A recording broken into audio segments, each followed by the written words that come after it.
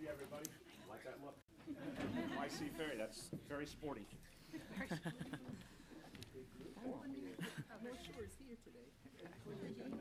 All right. Good morning.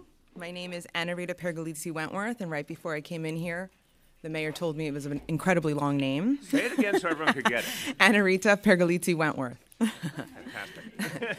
And welcome to my home borough, Staten Island.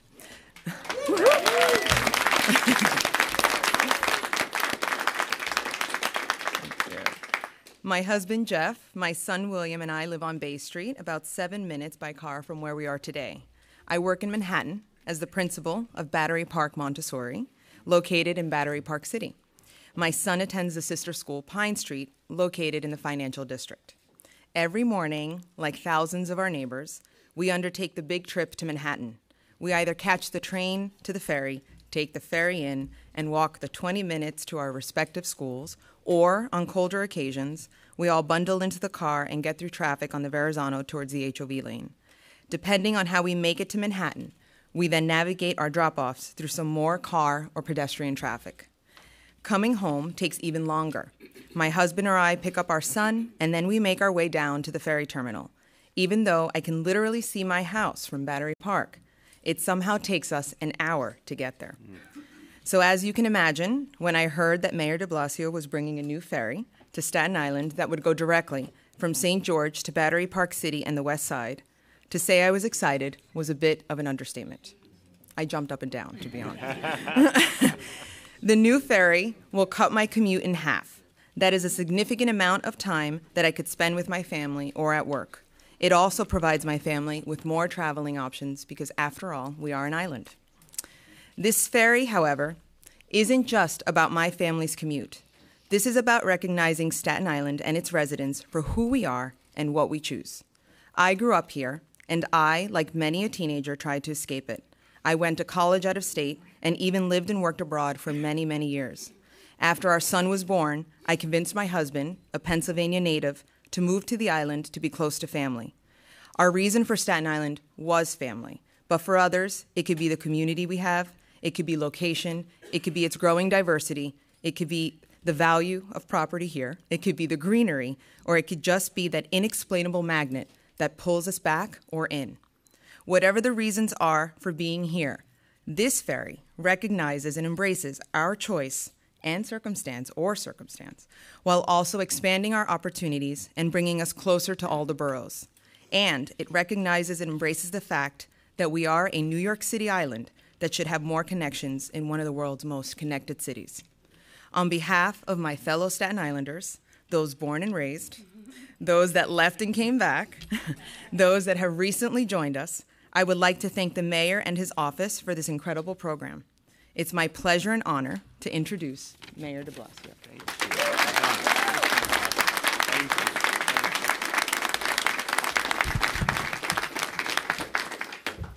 I want to thank Anna-Rita Pergolizzi-Wentworth. I love this, Anna-Rita Pergolizzi-Wentworth. Anna-Rita, you had a great phrase in there. What was it, the magnet? What was that? It's an inexplainable magnet. Inexplainable magnet. This is poetry happening here today, everyone. That's a beautiful, beautiful phrase, and that's what we all feel about home, the inexplainable magnet. And Anna-Rita, thank you for that, I think, beautiful remarks that really capture the meaning of what we're doing today, and the love that people have for their home borough, and the fact that they love it deeply, but they have every right to say we need better ways to get around, and we need to be more connected to everything around us. I also want to thank you for the great work you do as an educator. Let's give Anna-Rita a round of applause.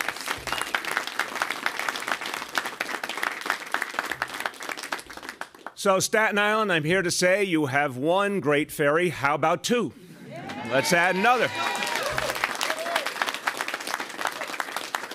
So, Staten Island Ferry is the single largest ferry system in the United States of America. Does an amazing job. People, this island depend on it, and the Staten Island Ferry delivers. It's time to bring another great new idea here, NYC Ferry. And NYC Ferry, I've got to tell you, has been a success beyond our wildest dreams. When we started NYC Ferry, it was an idea that had not been tried in about a century to have ferry service all over New York City. But boy, if you ever want to see an example of the phrase, if you build it, they will come. We put in these ferry stops and people have been flocking to them, and it's only just beginning. So it was time to go farther. I'm going to be introducing some of my colleagues in a moment. I want to, as I do that, I'm going to give full credit to the strong voices, starting with the borough president, who made clear how important this would be to the people of Staten Island. But I have to say, this new route from Staten Island to the west side of Manhattan is going to be a game changer for a lot of people in this borough. It's going to open up a world of possibilities. And that's true for folks in Coney Island, who now are going to have a new ferry service, for folks up in the Bronx at Ferry Point. Every time we put in more ferry service, we see the impact it makes, and we want to do this for more and more people. I want to thank everyone who's here. There's a lot of people back here who have been fighting a long time for better options for Staten Islanders, a lot of people who demanded more ferry service. Give yourselves a round of applause, because you did hard work on this.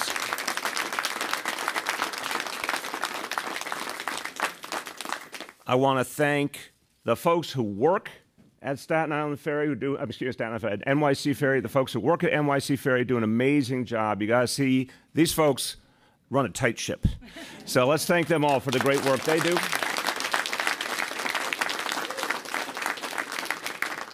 You're going to hear from some of the elected officials, but I also want to acknowledge one of the newest, who I had the honor of being at his swearing in, and he came out of our team at City Hall. We are so proud of him, Assembly Member Charles Fall.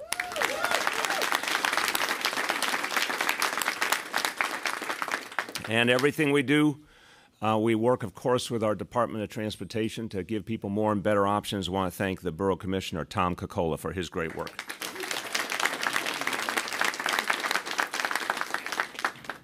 So I talked about this last week. If you had to define my job as mayor, there's a couple different things you could say. First and foremost, keep people safe, but also to make sure that life in the city is fair, to make sure that life in the city is easier. We love this place. We love it so deeply. It's not always the easiest place to live. And I keep saying people are working longer and longer hours. I appreciate the advantages of modern technology, but the downside has been we're working longer and longer hours. And people a lot of times not working just one job, but two jobs. People are struggling. They need back time in their lives. When we can do the kind of thing that Anna Rita talked about and give you back some time in your day for yourself or for your family, that's the kind of thing that your city should be doing for you. So that's why this announcement is so important. It's about time in people's lives. It's about opening up opportunity. It's about making sure people can really get all from this city they deserve. We've gotten already about 8 million people have taken NYC Ferry, about 8 million rides already on something that was never projected to grow that quickly. Potential is amazing. And I will say at the outset, we announced a series of additions in the state of the city. But we'll continue to watch how this evolves, and we're going to look for opportunities again in the future. And something we're also going to work for is the day when we can get cross-registration with the MTA, so that you can go from the ferry to the subway or the bus. Huh? I'm speaking a language. I'm trying to reach the high level of Borough President Otto. So this route, as you heard, St. George to Battery Park City and on to Midtown, that will run, this route is going to run every 25 minutes at peak hours. So there'll be a lot of capacity to help people. Direct to the west side. And this is something I heard from a lot of Staten Islanders. This was one of the great missing links, the ability to get to the west side of Manhattan. For many people, and we believe this is going to be a typical situation, it's going to cut travel time round trip by 40 minutes or more in a day, in a single day. So imagine giving people back 40 minutes, some people even an hour back each day, what that's going to do for their lives. These additions are going to mean a lot for people. And it's worth the price we're paying. We're putting in $100 million more so we can put in the physical capacity to make this system work. But this is going to be money well spent. It's one part of helping people to move around. We're going to make it easier for our buses to get around as well. We're going to create more select bus routes quicker. We're going to clear out the bus lanes so they'll move. We're also going to fight in Albany for the thing that has been evading our state for a long time, but the time is now. A funding plan that can actually support the MTA, and particularly our subways, for the long term. We're going to work on all those things. As I close, I want to say this. I've heard over the last 5 years a number of areas of concern from people in this borough, and I listen every single time. We've had City Hall in your borough, which has been an amazing experience the last couple of years, listening to people, town hall meetings I've held with the council members. A lot of smart suggestions, a lot of heartfelt concerns, the ever-present phone calls and emails from the borough president. I get lots of different examples of the concerns that Staten Islanders have. And I've never for a moment misunderstood why people have felt for generations that Staten Island was the forgotten borough. To me and to my colleagues in City Hall, it has never been forgotten. When the borough president calls, we're always trying to get to a solution. We want to work with the other elected officials, and have for years now, to find solutions for the needs of the people of Staten Island.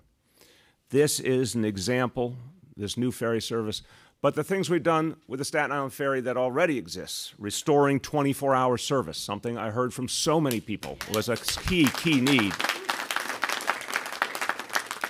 And then there's that little matter of our streets. There was a wise poet, I think he was one of the Romans, who said, "Pave, baby, pave." I want to give you the update, Mr. Borough President. Since our repaving campaign began for the streets of Staten Island, we have repaved 909 lane miles. If you want to know what that would be, I want to know what that would be. I'm glad. That would be the equivalent of driving from here to Atlanta, Georgia. That's how much we've repaved. You say Atlanta. Yeah, Atlanta, Georgia, you say. So the idea is to make life better and fairer for the people of Staten Island, and we're going to keep doing it. And the new ferry is going to be a big part of it. Few words in Spanish. Todos los neoyorquinos merecen más tiempo para sus familias y más tiempo para vivir.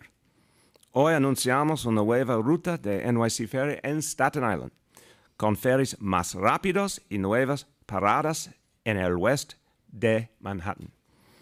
Con esta expansión, estamos navegando hacia una Nueva York que será la ciudad grande más justa de la nación. The fairest big city in America, that is our goal. And someone who has been doing this work with us over the last half-decade now and has made an amazing and lasting impact to make this a better city, our Deputy Mayor, Alicia Glenn.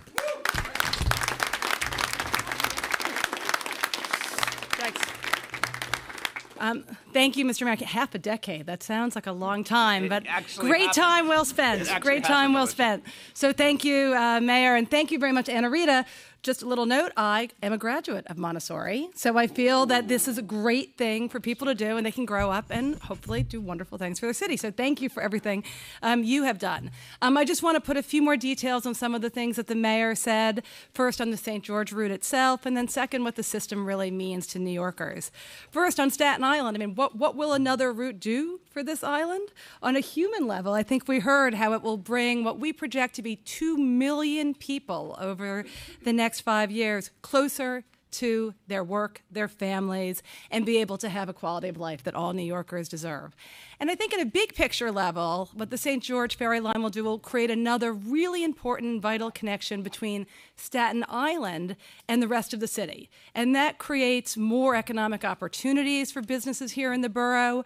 I mean, I think for too long, Staten Island and its amazing restaurants, its museums, its small businesses, and its parks have felt a little bit away from a lot of the rest of New York and for New Yorkers. Or put another way, Jamie, I say the gig is up. The secret is out. Because no longer are you the only guys who are going to know about the great pizza, the great Sri Lankan food here, the unbelievable farmers market at Snug Harbor, the shows that go on at St. George. The gig is up. People like West Siders like me are going to start coming to Staten Island. I hope you'll let us come, because it is unbelievable to be able to really be part of what is going on here. And that's what this is all about. It's about knitting the city closer together. You're going to really begin to feel why we are a true five-borough city, and that's why we set out to create New York City Ferry, which was the first attempt to connect a ferry system since 1898. And everybody said we were a little bit crazy, and we couldn't do it, and why would we do it? And part of why we did it is because for decades, the city has been reclaiming our industrial waterfront, revitalizing these neighborhoods, investing in neighborhoods so we can have more jobs and more people living on this unbelievable resource and this waterfront that we call New York City.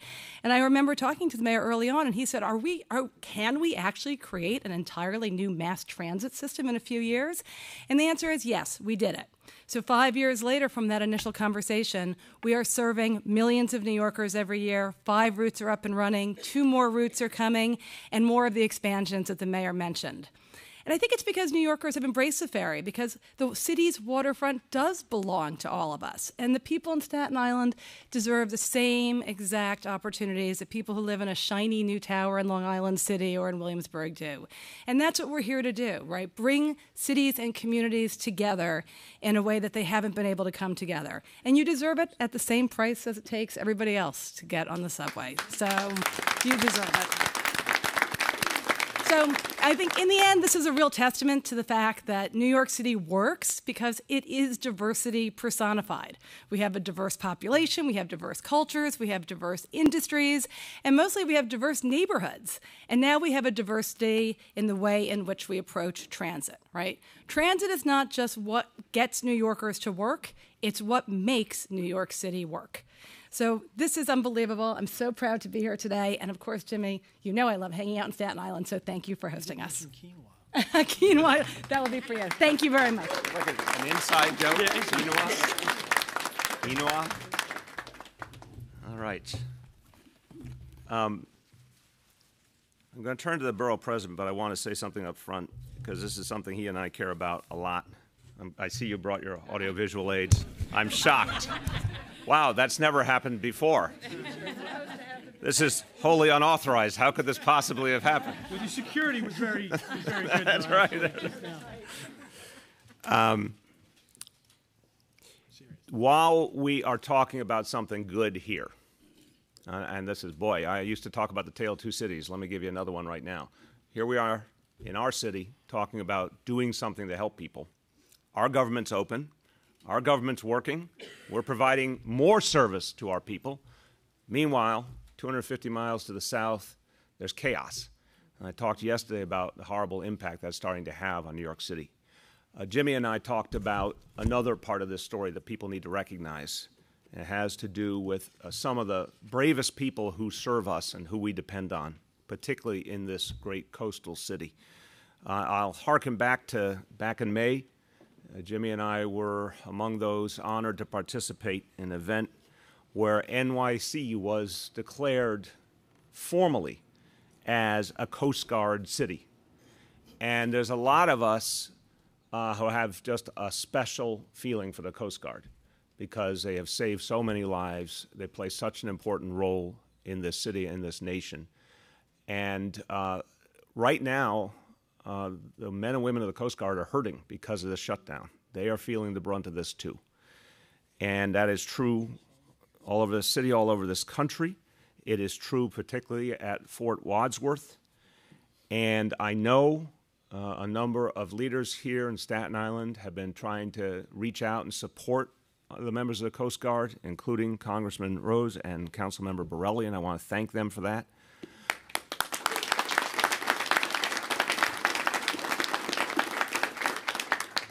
And I want to just say to every federal employee in New York City, everyone who works as a contractor for the federal government, everyone who right now doesn't know when their next paycheck is coming, thank you for all you do for us. This is wrong. This should not be happening to you.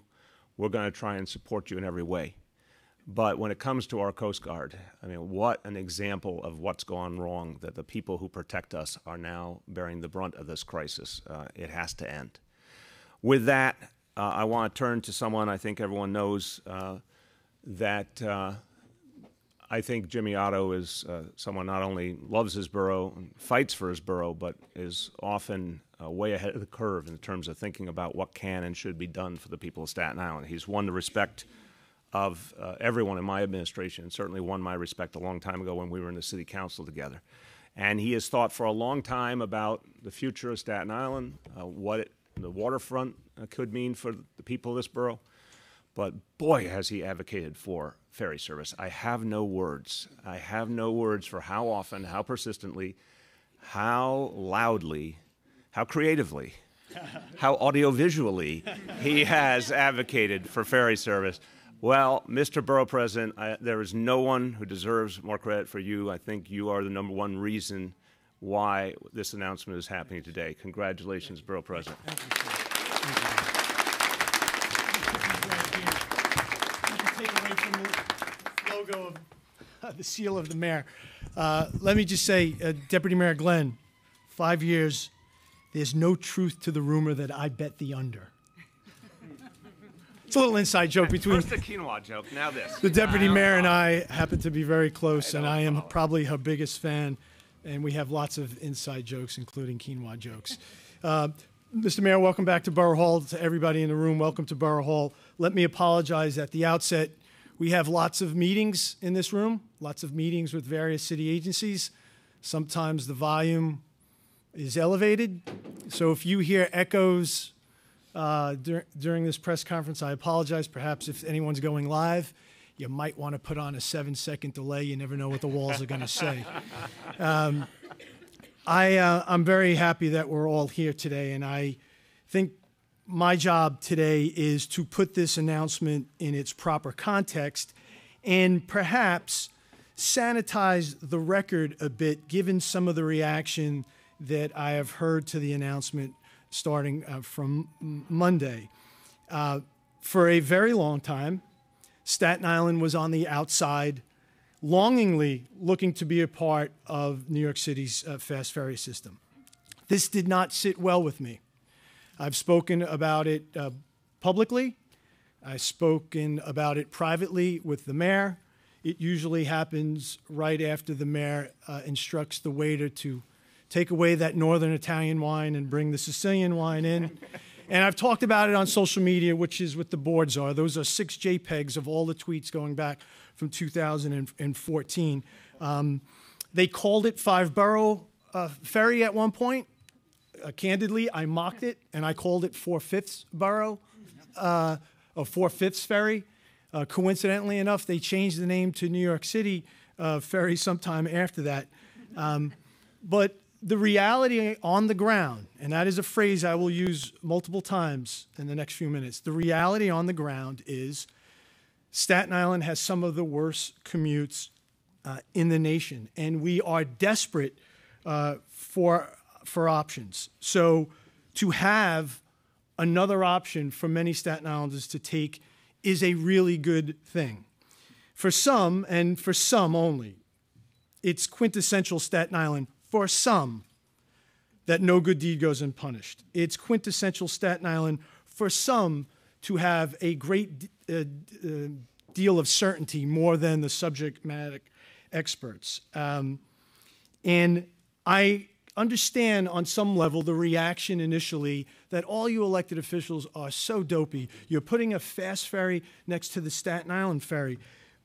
But they have to understand the realities on the ground. A long time ago, I went to see the godfather of fast ferry in New York City, the Maca, the head honcho, Arthur Imperatore, the guy who introduced fast ferry to New York City. You think he knows something about fast ferry? He does. He'll be 94 years old. I spent some time with him yesterday. He told me back in my days in the city council, if you want a successful fast ferry on Staten Island, Jim, it's location, including sufficient parking, frequency, and price point, okay? The realities on the ground for a successful fast ferry for Staten Island, you need sufficient space for parking. You need to find a part of the shore that has the water depth. You don't want to. You don't want to negatively impact a community, because you'll see what happened 25 years ago in Great Kills play itself out again. That is the reality on the ground. The administration was clear. Their smallest fast ferry spot has at least 1,000 customers. I think the number is 80% of those folks in the other boroughs walk, bike, or maybe take mass transit to get to that fast ferry. On Staten Island, it will be just the opposite. What does that mean? That means that we need space for what? 600, I'm being generous, 700, 800, 900 cars. When you figure water depth, when you figure parking, when you figure impact on a community, it's counterintuitive, but the reality on the ground is there is no spot that works today on the South Shore. There is no spot that works on the Mid-Island. The elected officials that preceded me, the elected officials today, this mayor, the EDC, the deputy mayor, we are not so obtuse that we see, well, let's not put it on the South Shore. We understand the pain of the South Shore commuters. But as we sit here today, there is none. There was a great elected official. Ask anybody. He was in the city council. His name was Vinny Ignizio. Long before I got on this issue, when I was just a little old council member in the Mid-Island on Old Town Road, he was trying to bring fast ferry to the South Shore. And it was difficult. And it is difficult today. So, for every good Staten Islander, well-intentioned Staten Island, for every angry crank, for every aggrieved journalist peddling outrage, for every failed candidate, you may know more than me, and you may know more than the mayor, and you may know more than the New York City EDC. You don't know more than Arthur Imperator. And that's the truth. Now, I will close eventually. In March of 2014, I still didn't know where the men's room was in this building. In March of 2014, Vinny Ignizio went to South Amboy, New Jersey, met with Mayor Fred Henry, looking to try to see a connection with New Jersey. We went to Perth Amboy, Mayor Wilda Diaz. We brought it to City Hall to meet Deputy Mayor Glenn. Councilman Borelli got a guy who ran for New Jersey governor, Wisniewski, assembly member. We tried Sayreville. We met, my chief of staff and I met with the mayor of Bayonne, New Jersey, Jimmy Davis, to try to figure out the best locations. And the reality on the ground, the criteria that are clear, this is where it works. Now, having said that, I'm not immune to the challenges that we have before us. I'm not running away. Our job isn't done. The mayor referenced the issue of transfers. Very big for Staten Island. There is right now an incompatibility between the payment systems on New York City Ferry and the MetroCard, and what will soon be the replacement of the MetroCard. I spoke to the NYC EDC president, James Patchett. I talked to my good friend, Andy Byford, a couple of days ago. The mayor's already working on it. We understand the transfer issue. We talked to Andy Byford about, is there a way to configure the Staten Island Railway so we have some express trains? He said, Jim, I will tell my folks we're all in, we will work with you. And great news. I talked to James Patchett last night. I talked to James Patchett this morning. When I got Arthur Imperator to agree with Joe Ferreira to do a private sector fast ferry that landed at West 39th Street, the beauty of that was that he has a shuttle bus system that penetrates all parts of Manhattan. Talked to the administration last night, this morning. They get it. They agree to it. We're going to figure out how to have a bus system. So for all the folks who said, well, you leave me at West 39th Street and I have nowhere to go, you're going to have a shuttle bus system that's going to get you to different parts of Manhattan. That's what we're trying to do. Last, I want to thank the mayor. I want to thank the deputy mayor. We are having a good day with this. There's still more work to be done. And we will do that work. We will do that work. I very much appreciate that when I pick up the phone and when I reach out to the mayor, I get a response. We don't get everything we want, and Lord knows sometimes it takes a lot longer than I want. And that's why these walls and other walls, and particularly my office, echoes with some language that my mom would not be proud of. But we are in this. We live and breathe this. I have the best team in the city working at Borough Hall. We feel the pain of the express bus riders. We feel the pain of the Staten Island commuter. I'm a lame duck term limited guy, and I'm full of something and vinegar. And we will continue the fight on every front. And I appreciate when the mayor of the city of New York comes to Staten Island with good news. This is good news. Amen. Thank you, sir.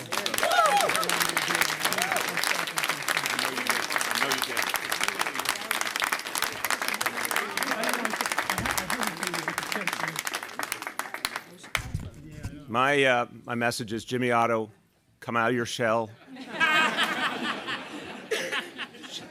Jimmy, holding back is wrong. How do you really feel?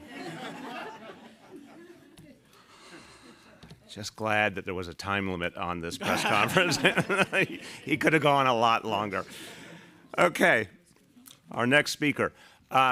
This is a classic example of be careful what you wish for. So first, congratulations to new Congressman Max Rose.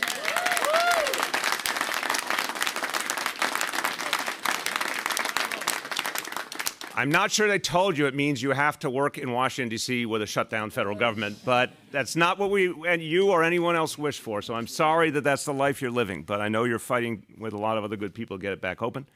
I also know that the congressman during his campaign talked a lot about the need for more transportation options for Staten Islanders. I am proud to tell you, Congressman, as you were sounding that message, the preparations were already underway for today's announcement, and we have been working on this for quite a while, looking forward to the day when we could give more options to Staten Islanders, and this is going to be a really big step forward. So my pleasure to introduce Congressman Max Rose.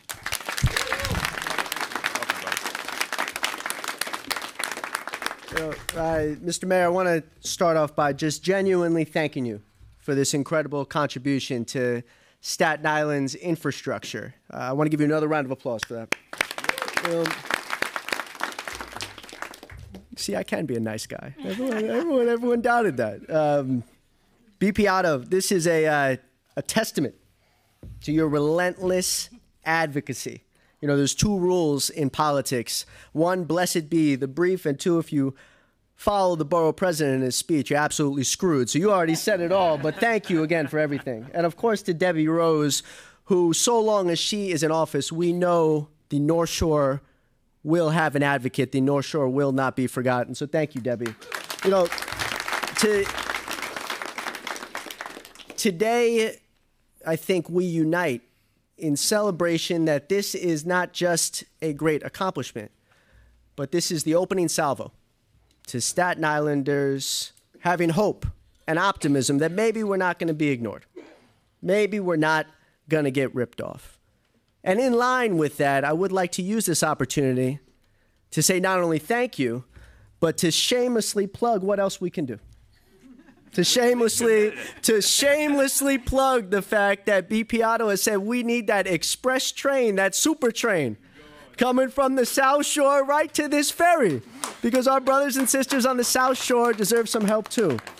And so we'll keep on fighting for that, because this is not just about a commuting nightmare. This is about people's families. This is about people's lives. If you've spent more than a day here, you've seen folks crying as they wait for that express bus. You've seen folks waiting for the R train in Brooklyn too, sobbing, not because they're late to work, but because they fear they're going to get fired. Not because they have to wait 20 minutes, because they have to miss their kids' school recital. It's beyond sad. And we can do so much better. And today we all should have a lot of faith that that is possible. I just came back up from D.C. yesterday, and that is the saddest town in the world. Mm-hmm. The saddest town in the world. Well, today we proudly say that while D.C. is shutting things down, here on Staten Island, we open things up. Amen. Here on Staten Island, we open things up. So again, I want to thank the wonderful public servants behind me for their continued partnership, their continued fight to do what is right, and hopefully we can gather together several months from now, a year from now, 2 years from now, for many more ribbon cuttings. All right? Thank you all so much again. Thank you, Congressman. I like that super train. So I want to say to the borough president, I too want to do everything I can to help you in your dealings with the MTA. to get that express train, because I think that would be great for the people of Staten Island. Let's do it together. Yeah, that'd be great. Now, I also want to give credit where credit is due, because she has advocated for so much for her community, but she's always been focused on the waterfront, what needs to happen to make the waterfront work for the people of Staten Island. Definitely advocated intensely for the improvements of the Staten Island Ferry that we have now, and that has been one of the reasons that we made those improvements. So it's my pleasure to welcome Councilmember Debbie Rose.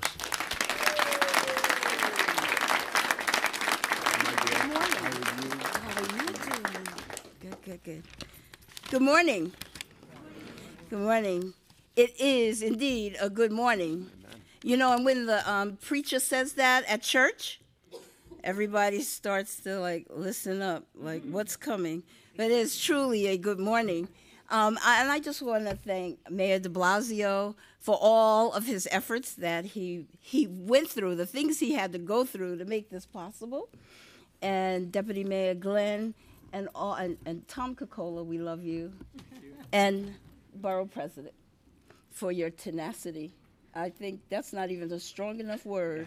That's right. But we probably can't say the word. Right. We can't say the word that we should. But your tenacity, and to my twin brother Max Rose, who hit the ground running, and our new Assemblyman Charles Fall, who also has had discussions about transportation issues before he was even elected.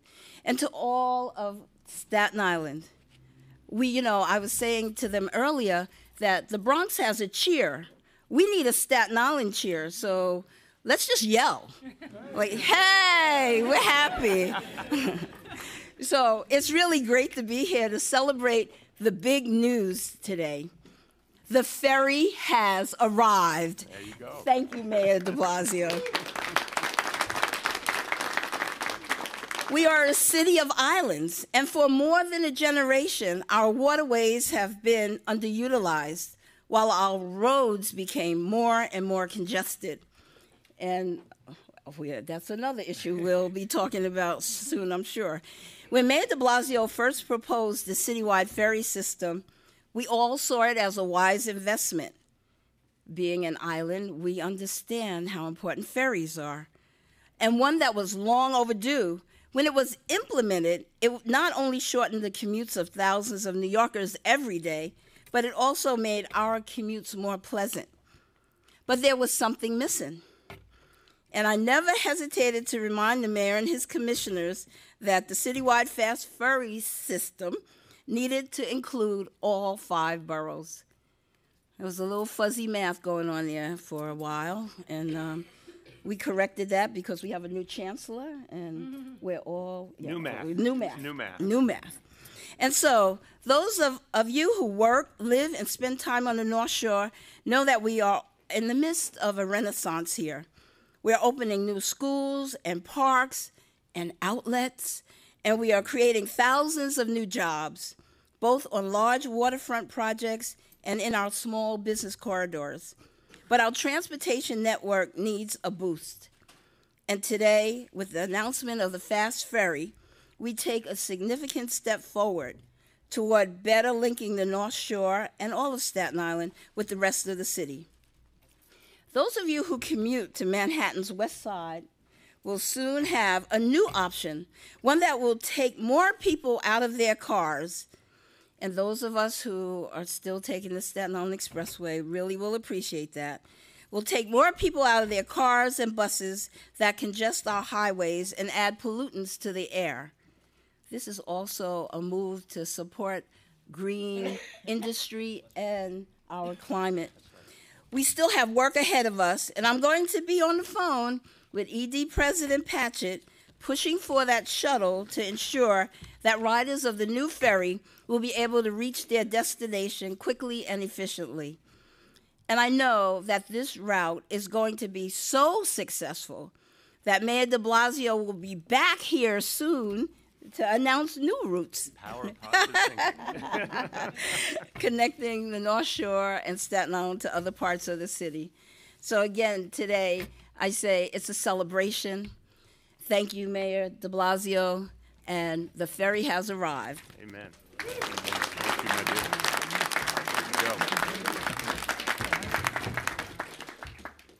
We're going to be, in a moment, talking about the weather situation. We're going to separate that piece in a moment and give an update and take some questions from the media on that. But I just want to see if there's any media questions on the ferry announcement before we move over to that other very important news. So any media questions on the ferry announcement?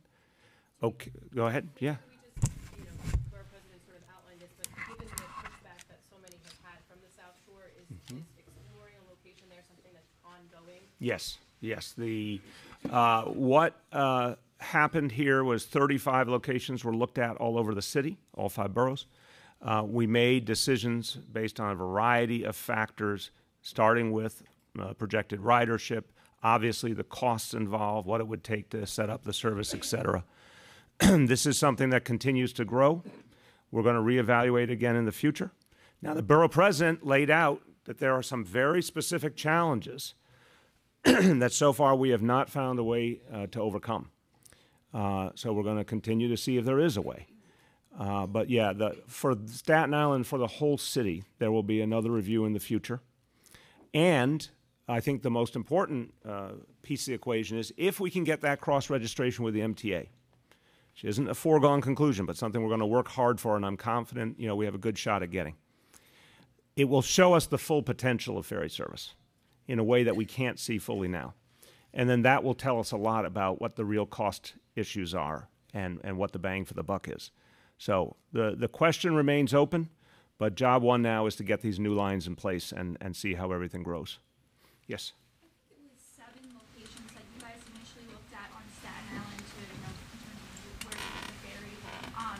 Going forward, do you still plan to look at those sites, or are you guys planning to look at new sites? I would say some of the sites we looked at, and you saw this all over the city, and again, that report has been put out publicly. Some sites were physically impossible, and those will not be considered in the future. But we did an open nomination process with elected officials and community leaders and community boards, and we came up with 35 sites, which is a lot of sites, that obviously were worthy of review, but there's a number of them where the physical barriers are insurmountable. So those will come off the list. But it's perfectly conceivable to look at new sites if we can find a site that's viable. The borough president will remember on a hot summer day, humid summer day, we went out and looked at 3 sites on the South Shore that we all went to hoping to find real possibility. We found real physical and logistical challenges. But that does not rule out that another site would be developed or a new way to approach a site might open up the door in a different way. If you had to choose the next fast ferry location on Staten Island, which area? Well, first, I want to be careful not to be hypothetical. There's going to be a whole process for this borough and for the whole city. Obviously, I have heard the concerns of residents of the South Shore and the Mid-Island. I understand they have a horrible commute. We have other things we need to do for them, by the way. Obviously, the idea of getting the express train is a great one. There's more we can do to clear out the HOV lane on the Staten Island Expressway. So there's a lot of things we need to do to help people on the South Shore. But I have heard their concerns deeply, and we're going to certainly continue to look at that. But I can't project until we go through another formal process. Anything else on the ferry from the media going once? Yes, sir. Not media. Okay, I'm just doing media right now. My apology. Any other media questions on ferry? Okay, I want to let these good folks.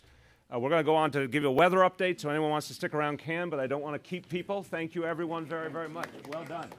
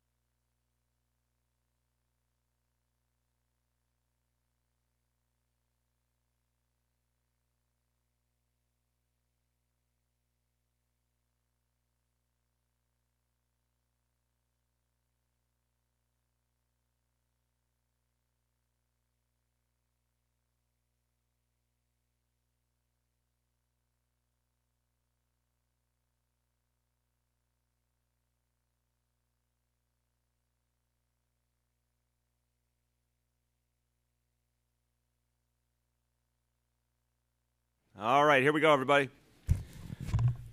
I want to give all New Yorkers an update on the weather situation and what we're going to experience this weekend. I want to make sure everyone is forewarned so that people can make smart choices and get ready for some unpredictable weather. We have a complex weather system coming in. It's actually two systems, one on top of the other. And it makes it harder to know exactly what's going to happen. So I want to urge everyone, first thing I want to say is, please keep posted, pay close attention to the news media. You can also sign up through Notify NYC. But this is going to be an ever-changing situation. So if you hear something in the morning, it may be different by the afternoon. It's important to keep updated. I think we've all learned through a number of storms that as much as we appreciate our meteorologists and the National Weather Service, they can't know everything. It's physically impossible. There's always the potential that storms will change. Sometimes we've been lucky, and storms that were coming right at us moved out to sea. Other times we were told we weren't going to get much, and we ended up with something a lot worse. So there's an element of unpredictability. For everyday New Yorkers, the way to deal with that is to keep constantly informed. And thankfully nowadays there's a lot of ways to do that. For all of us preparing, we take a very conservative approach. We assume the worst, not the best. And when we look at this storm coming, we assume all sorts of potential here, and we have to be ready for anything that Mother Nature throws at us. Deputy Mayor Anglin, our Deputy Mayor for Operations, will go into some more detail, as will our Sanitation Commissioner, but a few things to remember. First of all, please, everyone, exercise caution Saturday and Sunday, and even into the Monday morning commute. We don't know exactly what we're going to be dealing with here, but we do know it's a real storm. We do know we're going to have very cold temperatures, a lot of potential for icing. The best thing that people can do is get whatever you have to get done during the day Saturday. So this is a very clear statement I want to make to all New Yorkers. I want to see people off the streets when it gets to Saturday evening and Saturday night to the maximum extent possible. Based on what we know now, again, that could change, but based on what we know now, get everything you need to get done during the morning and the afternoon Saturday. Stay off the streets Saturday evening, Saturday night. Conditions could get really difficult, and we know, we've seen this in other storms, the men and women at the Sanitation Department can do extraordinary things if there's not traffic blocking them. So their work is going to begin as soon as snow accumulates on Saturday evening. Let's get out of their way and help them do their work. Obviously, it's going to be tough driving conditions, potentially dangerous driving conditions. Better to make other plans so you're not out on the road. Now, we do again expect this storm, this moment, to hit Saturday evening, going into the overnight Saturday. That means that Sunday's going to be a mess based on what we know now. Expect it to be very hard to get around on Sunday morning, a lot of ice. There could be some flooding as well. So we want people to assume when you're making your plans, again, Saturday morning, Saturday afternoon are the safe zone where you can get done what you need to get done. Do not count on a Saturday evening, Saturday night. Do not count on Sunday because we don't know what we're dealing with yet. Just get things done Saturday, stay home Sunday to the maximum extent possible. We do expect a potential of downed trees. That happens with a lot of storms. This is a situation we need to be ready for that, and we're putting measures in place. But we all know, even when we're prepared, a downed tree takes time to address. So be prepared for those kind of situations which could knock out some roads. I always say to people, check on your fellow New Yorkers, check on your neighbors, check on the elderly in particular. Anyone in your life, anyone in your building you know is older, might need help. Anyone who is disabled might need help. One of the number one things that New Yorkers do is look out for each other. And that always, always helps. If you see someone who's out in the cold and needs help, if it is a situation that is not dire, you can call 311 and they will get help. If it's an emergency situation, of course, call 911. If you think someone's life is in danger, call 911. And both the NYPD and our Department of Homeless Services will be available to immediately address any situation with anyone on the street.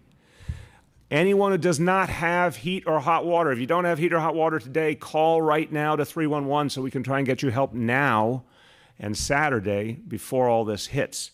So don't hesitate if you don't have heat or hot water. At any point, make that call as quickly as possible to 311. Just want to say a little bit in Spanish before turning to my colleagues.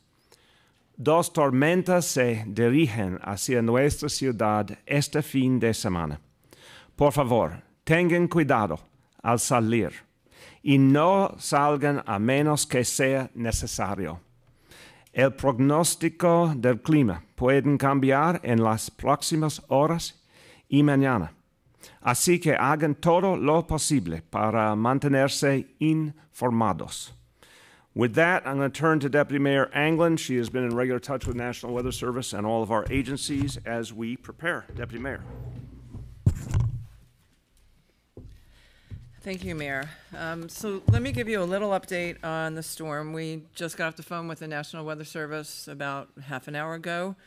Just so you know, right now the city is under a storm watch. That may change later on today, where we might actually go to a storm warning based on the forecast later on this afternoon. As the mayor said, this is going to be an unpredictable storm. It's also a storm that is carrying a lot of moisture. And when we see storms with moisture, that gives us potential for snow, sleet, rain, and ice. And that's what we're expecting in this storm. A lot of everything. Normally say a little bit of everything. We're expecting a lot of everything. Let me give you some of the details. Overall amounts of snow right now we're expecting for this storm, but once again, the storm can change, is 3 to 6 inches citywide, 3 in the southern parts of the city, closer to 6 in the northern parts. National Weather Service is forecasting a worst case scenario right now, 6 to 9 inches across the city. Let me give you a little information on timing. Light snow will begin, as the mayor said, tomorrow between 5 and 7 p.m. And then starting at 7 p.m. from 7 to 10, we will see moderate to heavy snow. And within that 3 hours, that is where the bulk of this 3 to 6 inches of snow will fall. So you will see heavy snow during that time period. After that, when we get to between 10 p.m. and midnight, it will start to change over to sleet and freezing rain, once again making dangerous conditions because we now have ice on top of snow. And then in the morning, Sunday morning, between 2 and 3 a.m., we're once again probably going to see it shift between rain and freezing rain back and forth. So obviously there's a lot of moisture and there's a lot of ice and dangerous conditions within this storm. The one thing that, as the mayor alluded to, that I am particularly concerned about, and we are particularly concerned about, is the drastic change in temperature that you're going to see during the duration of this storm. When we start tomorrow midday, on Saturday, we will be roughly mid-30s, maybe a little higher than that. But as we go through the evening and go through the morning, by the time you get to Sunday morning, you're going to be in probably the 20s. And then later on in the day, you're going to be in the teens. And overnight, Monday morning, you could even be in single digits. What that means is the moisture that is on the roads will likely freeze. We can see tree limbs freezing and breaking down to power lines. Sidewalks will be very messy. We will, Kathryn Garcia will do her best to keep the roads salted, but it will be very messy and very dangerous. That's why the mayor is saying, please stay off the roads. In addition, as we get into late Sunday, we'll have another situation is that the winds are going to pick up dramatically. So we're going to have icy conditions on limbs and power lines and all over, and then the winds are going to pick up. Sustained winds will be 20 to 25 miles per hour Sunday afternoon and forward, gusting to 40 miles per hour. So that's a dangerous situation that everyone needs to be aware of, and that's why we're asking, please stay off the roads. We will keep everyone updated as the storm goes through. We will be talking with the National Weather Service, but we're going to be looking at down trees, down power lines, and icy conditions. So it's going to be very important that everyone let us do our job to make sure we can clear the roads and have everything back together by the time Tuesday morning rush hour starts. Thank you very much. Thank you, Deputy Mayor. And I want to turn to our Sanitation Commissioner, Kathryn Garcia. She's going to talk about the preparations that are being put in place by her agency. Thank you, Mr. Mayor. So obviously we're taking this storm very, very seriously. We are splitting the shift. We will be completely split by tomorrow morning at 7 a.m., and we will stay in that formation probably at least through early part of next week. We will have available at the start of the event nearly 700 spreaders and another 1,600 plows, and we anticipate that those will be primarily needed on Saturday night for the plows, but then the spreaders are probably going to keep running well through Monday, because the only thing that we really have that's going to attack ice is going to be the salt. I would say again that the weather is going to change. If you leave your house and it's snowing, it could be sleeting and raining by the time you get to your destination, and it will happen very, very fast. These transitions of the temperature are incredibly steep. We are going to be joined by other city agencies who will also bring in equipment for the direction of sanitation at DOT, DEP, and the Parks Department. I do want to stress that we do need support from New Yorkers in terms of business owners or property owners to make sure that you are also salting your sidewalks so that we don't have injuries to pedestrians. We are completely coordinated through OEM and the Joint Transportation team to make sure that we understand any of the triggers that could happen. And this is going to be a very dangerous storm with a lot of different variables, and so we are preparing for the worst. And anything that is still on the ground Monday is likely to stay around because of how cold it will actually be. Thank you very much, Commissioner. So let's do some media questions now. We'll take them on the storm and then, do anything else that's on people's minds. I want to affirm up front there will be another briefing by the agencies at 5 p.m. tonight at OEM. So this is the information we have now. Obviously, anything that changes in the meantime that's very important we'll put out, but you can expect a formal briefing by the agencies at 5 p.m. Let me see if there's media questions on the storm situation. Anything on the storm? Yes. How much is it helping? I mean, clearly it's going to be a bad storm. Right. How much is it helping that at least it's on a weekend? It's very, very important. Very important. And despite that, what's your greatest concern for this weekend storm? Anytime you're talking about cold temperatures like this, you have to be worried about people who are out for any reason. Just people going about their normal business. The cold can really catch up with them very quickly. That's why people have to be reminded, if you go outside, do it for as little time as possible. That worries me a lot. The wind situation, too. The possibility of down trees, down power lines, that can be very unpredictable, very sudden, obviously. But to your first point, the fact that this is happening in the middle of a weekend and then we get Monday off on top of that to work with, that in a tough situation, that certainly gives us a major advantage. Sir, I have a couple of questions. First of all, are you still going to Maine? No, I'm going to cancel that trip. I'll postpone it, go another point. Because of this situation. Does that have anything to do with the fact that, in November will be No, Marcia, I've been at this for half a decade. We have handled a wide variety of storms. I always want to say thank you to my colleagues, and I particularly praise the men and women of the Sanitation Department who, in the biggest blizzard in New York City history that happened on our watch, got this city up and running in just over a day. So the folks up here do some really, really good work. I've always said if there's something here that demands my attention, I change my plans accordingly. So you want to be hands-on? I always am hands-on in storms. You've been out, maybe you haven't been out there, but other people have been out there with me during storms. I tend to get very physical during storms. I have tremendous shoveling skills. This is the first storm since the one that we saw, not the storm, but the one that we saw in November.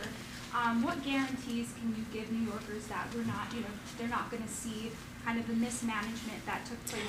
I respectfully, I've said this before, I'll say it again, and people can ask me the same question 100 times. I'll keep answering 100 times. That was a freak storm by definition, what we experienced that time. And where this city ended up in a horrible situation was because the George Washington Bridge went out. That just has not happened before. That said, we learned from it for sure, but I just reject the underlying concept. It was very painful for people who were involved. I, too, was stuck in traffic for a long time. I know what it feels like. But the problem wasn't that people weren't ready. The problem was we believed we were dealing with a storm that was going to be much smaller. And the one thing that is for sure is we now have decided to take a stance where what the National Weather Service tells us is only an indication to us. We are going to add a lot more on top of it in terms of our assumptions because we have to be very, very conservative. And we obviously are going to over-communicate with people. I think I've been willing to say for sure there were mistakes, and one of them was the lack of communication, but I think the lack of communication was directly connected to the fact that we thought we were going to be dealing with a few inches of snow in a normal situation. What we're doing now is exemplary of the approach we'll take. And we've done that, when we knew a big storm was coming, this is exactly what we would do. Early on, tell people, please change your habits, please make plans, stay off the roads. So we're going to be doing that now more and more and being more and more conservative. Because the good thing about New Yorkers is they listen. And we saw, especially with the biggest storm in our history, we were projecting to people early on, get off the roads, and they did. And that's part of why sanitation did such an extraordinary job. So we're here to tell people, take this one seriously, get off the roads, stay safe. Yeah. Given the fact that you're predicting down trees and down power lines, yes. Any communication with Con Edison about getting extra crews here just in case things need to restore power? Yeah, there certainly is communication. That's the whole concept of why we have emergency management is that kind of communication. I want to caution that the notion of extra crews and all is not a limitless idea. It's a very fair question, but in a situation where you have a lot of trees go down and a lot of wires go down, it still takes a lot of time to get them back up. So it's not like they have tons of crews hanging around who can do it so easily. If either of you want to speak to that, I'm happy to, but I'm happy to have you come up. I'm happy to. Or Laura, you want to start? Okay. Yeah, we will be opening up. Our Situation Room is open right now. We'll be opening our Emergency Operations Center sometime tomorrow afternoon. But we've been in constant contact with Con Edison. As a matter of fact, Deputy Mayor Anglin was talking to them earlier today. They have extra crews coming in. They're aware of the potential for down tree. You get down tree, a lot of the city has overhead lines, and that causes those lines to come down. So they have extra crews available and extra equipment available. But they'll be with us in our Emergency Operations Center also. They bring in extra crews, they position them just in case so that they can be quicker in terms of dealing. And that's what they're doing. And they'll have a representative at the Emergency Operations Center, and they are pre-deploying assets as they think appropriate. Okay, let me see if there's anything else on the storm or anything else. We can take a few more. Going once.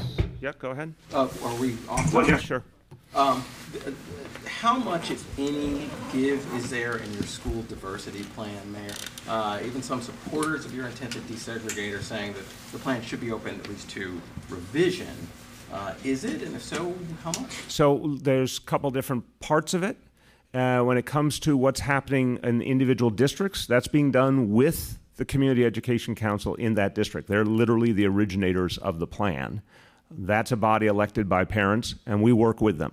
So right there's a constant dialogue happening at the local level, and so far the three districts, District 1, 3, and 15, came to a decision they thought made sense for their community. We agreed. When it comes to issues like school screening, we're making some changes, and we're continuing to announce approaches that will be different.